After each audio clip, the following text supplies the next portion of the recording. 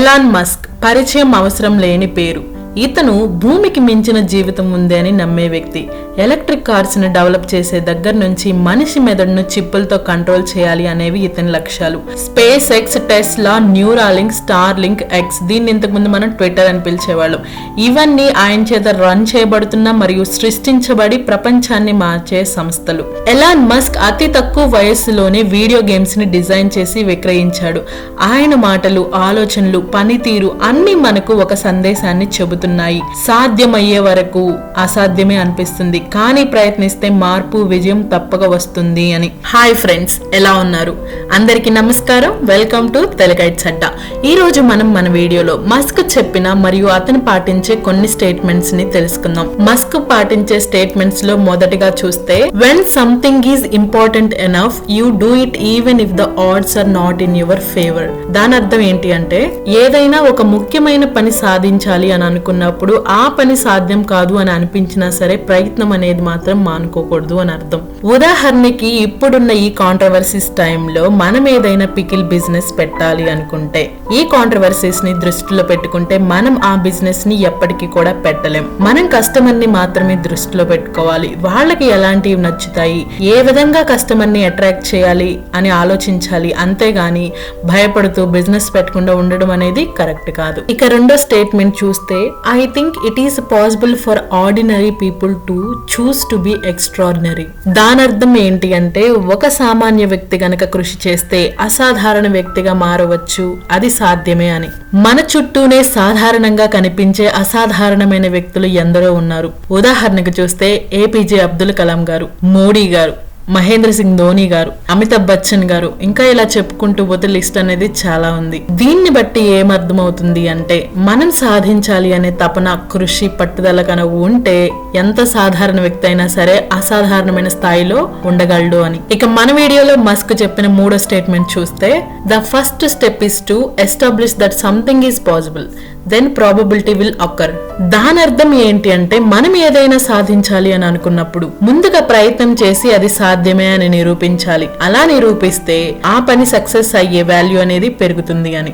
దీనికి ఒక ఉదాహరణ చూస్తే, పూర్వం ఒకసారి ప్రయోగించిన రాకెట్లని మళ్లీ వాడేవారు కాదు. ప్రతి ఒక్క కొత్త ప్రయోగానికి కొత్త రాకెట్లను వాడేవారు. దానికి ఖర్చు అనేది చాలా అయ్యేది. అయితే స్పేస్ ఎక్స్ ద్వారా మస్క్ రాకెట్లను భూమిపై తిరిగి ల్యాండ్ చేయొచ్చు, అది సాధ్యమే అని చెప్పాడు. అప్పుడు మస్క్ ని అందరూ చూసి ఎగతాళి చేశారు. అయితే 2015లో ఫాల్కన్ 9 రాకెట్ ను భూమిపై సురక్షితంగా ల్యాండ్ చేయగలిగారు. అప్పుడు అసాధ్యమని ఎగతాళి చేసిన మస్క్ పై నమ్మకం వచ్చింది. ఇదే మార్గాన్ని ఇప్పుడు అన్ని కంపెనీలు కూడా అనుసరిస్తున్నాయి. రాకెట్ల తయారీ ఖర్చు అనేది 10 రెట్లు తగ్గింది. అందుకే మొదట సాధ్యమని నిరూపిస్తే తర్వాత దాని సక్సెస్ అయ్యే విలువ అనేది పెరుగుతుంది. ఇక మస్క్ చెప్పిన స్టేట్మెంట్స్ లో నాలుగో స్టేట్మెంట్ చూస్తే, failure is not an option here.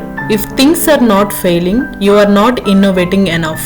Fail అవ్వడం అనేది ఒక ఆప్షన్ మాత్రమే. అంతేకాక కొత్త ప్రయోగాలు చేస్తున్నప్పుడు విఫలం అయ్యే అవకాశాలు అనేవి ఎక్కువగా ఉంటాయి. కానీ మన ఐడియా అలా ఫెయిల్ అవ్వట్లేదు అంటే మన ఐడియా అనేది అనుకున్నంత ఇన్నోవేటివ్ గా లేదు అని అర్థం. స్పేస్ ఎక్స్ ని ఉదాహరణగా తీసుకుంటే, స్పేస్ ఎక్స్ ప్రారంభంలోనే ప్రయోగించిన 3 రాకెట్లు కూడా వరుసగా విఫలం అయ్యాయి.